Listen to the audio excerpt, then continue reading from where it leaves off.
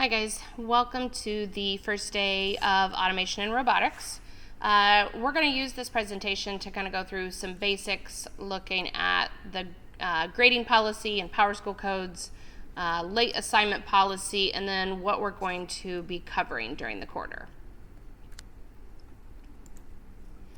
Okay, so these are all the same thing that we used in the previous year if you were here at Noblesville Schools.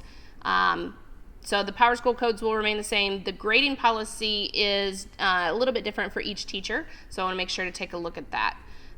For us, we are going to have the majority of your grade be coming from the projects and labs that we're doing here in the classroom.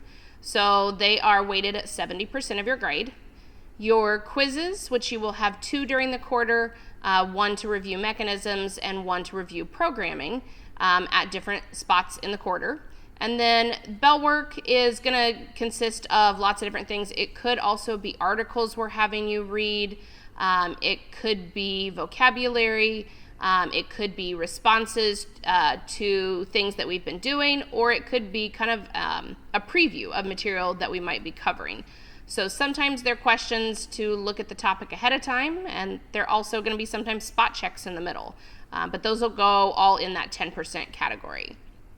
The PowerSchool codes, if you see LS in the gradebook, that means that you did do the assignment, however, you did not earn at least a 50%, so your score gets automatically defaulted to that 50%. NHI means that you did not hand in that assignment or lab, and you still could be able to do that. So let's take a look at what happens once you turn something in late.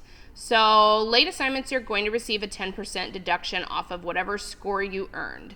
So if you earned a 95% on the assignment, your grade would then be posted as an 85% once that deduction is taken.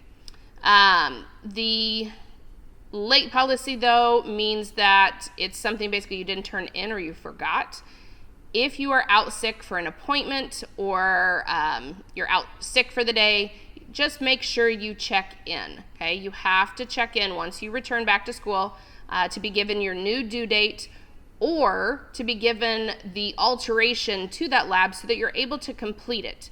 Sometimes that might require you coming down during East time in the morning to make up that lab. So just because you're out for an appointment or you are out sick does not mean that you're not making up that lab. We just might have to adjust it a little bit so that you can get that done.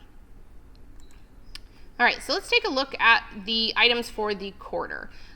We have 3 units that we're going to cover. Our first one is our introductory unit. So we are going to learn kind of the different places that robots are appearing out in the world around us. We're going to learn what makes communication clear and how to more specifically write steps so that later we can use that beginning step writing to help us when coding. And we're going to look at the changes that are going to come from having different robotic equipment around us. Once we get through our introduction, we are going to move into our mechanical systems unit. This is when we start building within the robotics kits. So we'll do a little bit of a design process review from the design process from 6th grade. You are going to be sketching different things as you go to build. We will have you studying gears and looking at how gear ratios can make a system fast or slow depending on which gear you choose as the input and which is the output.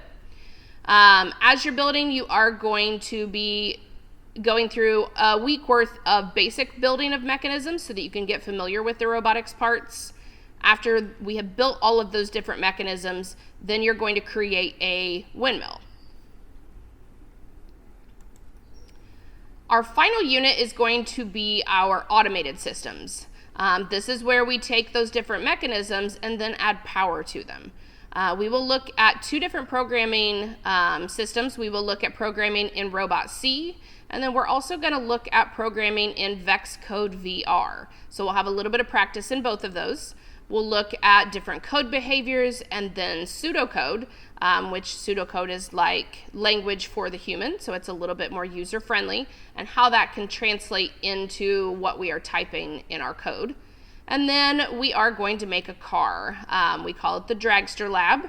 where you're going to kind of put all of your skills from the entire quarter together so that we can see that one final product of a car where we get to race it against the other students' group cars in the classroom.